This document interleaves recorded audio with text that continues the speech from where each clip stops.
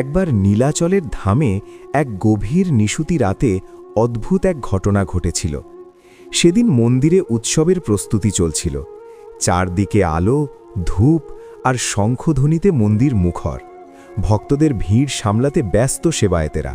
রান্নাঘরে তখন ভোগের পাহাড় জমছে।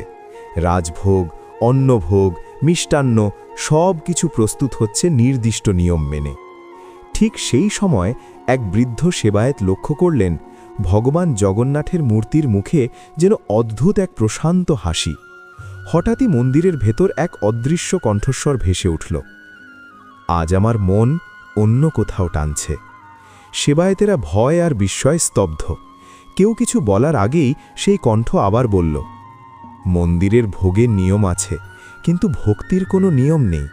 আমি একটু বাইরে যাচ্ছি। এই কথা বলেই ভগবানের অদৃশ্য উপস্থিতি মন্দির ছেড়ে বেরিয়ে গেল। মন্দির থেকে কিছু দূরে সমুদ্রের ধারে এক জেলে পাড়ায় বাস করত বুড়ো নীলু। প্রতিদিন ভোরে সে জাল ফেলত, আর যা পেত তাই দিয়েই কোনো রকমে দিন চলত। সেদিন মাছ তেমন ওঠেনি। সন্ধ্যায় সে শুধু ভাত আর সামান্য লবণ দিয়ে খাওয়ার ব্যবস্থা করেছিল। ভাতের হাঁড়ি নামিয়ে সে মাটিতে বসে বলছিল, হে জগন্নাথ, আজ বেশি কিছু দিতে পারলাম না, যা আছে তাই তোমার নাম নিয়ে খাচ্ছি। ঠিক তখনই দরজার সামনে এসে দাঁড়ালেন এক ক্লান্ত পথিক। গায়ে পুরনো কাপড়, চোখে অদ্ভুত মায়া। তিনি নরম গলায় বললেন, বাবা, সারাদিন কিছু খাওয়া হয়নি, যদি এক মুঠো ভাত পাওয়া যায়।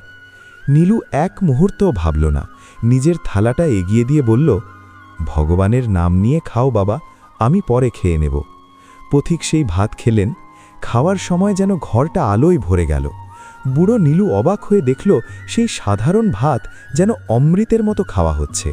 খাওয়া শেষে পথিক মৃদু হেসে বললেন, আজ তোমার এই ভাত আমার কাছে অমূল্য।